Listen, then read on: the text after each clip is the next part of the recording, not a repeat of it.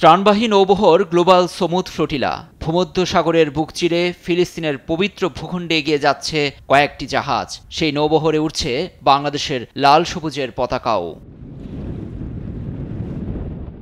Greta থুনবার্গের নেতৃত্বে ক্ষুধার্ত ফিলিস্তিনিদের জন্য ত্রাণ নিয়ে চলা জাহাজে অবস্থান করছেন বাংলাদেশের আলোকচিত্রী ও মানবাধিকার কর্মী শহীদুল আলম। ঝড়, বৃষ্টি ও রোদ উপেক্ষা করে এই গর্বিত যাত্রায় তিনিও একজন সদস্য।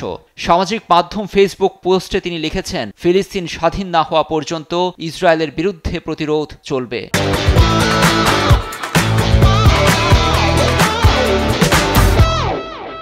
খানিকক্ষণ পরে ওখান থেকে সিগন্যালে থেমে গেল। সমুদ ফ্লোটিলা বহরে থাকা আলামাই ইসরায়েলি হামলার কথা সামাজিক মাধ্যম ফেসবুকে জানিয়েছেন শহীদুল আলম। ইসরায়েলি বাহিনীকে জলদস্যু আখ্যা দেন এ পোস্টে। মানবাধিকার কর্মী শহীদুল আলমের বুকে বাংলাদেশের গণ অভ্যুত্থানে নিহত আবু সাঈদের ছবি। ফিলিস্তিনের পবিত্র ভূমি গাজার দিকে শত বাধা উপেক্ষা করেই ছুটে চলছেন শহীদুলের মতো আরও এক ব্রিটিশ বাংলাদেশি বংশোদ্ভূত মানবাধিকার কর্মী রুহি আক্তারও।